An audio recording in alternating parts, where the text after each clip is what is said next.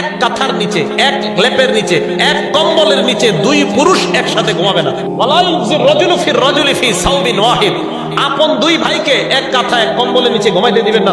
মাঝে কোলবালিশ রাখেন, পারলে চকি খাট আলাদা করে। আল্লাহ নবী বলেন, লা ইয়ানজুরুর রাজুলু ইলা উরিয়াতির রাজুল, কোন পুরুষ যেন অন্য পুরুষের লজ্জাস্থানের দিকে না তাকায়। ওয়ালাল মারআতু ইলা উরিয়াতিল মারআ, কোন নারী যেন অন্য নারীর লজ্জাস্থানের দিকে না তাকায়। মা বোনদের মাঝে এই লজ্জাশীলতাটা কম। কোন নারী যেন অপর নারীর লজ্জা স্থানের দিকে না তাকায়, গোপন অঙ্গের দিকে না তাকায়। এবার গার্জিয়ানরা যা করবেন শেষের অংশ শুনেন।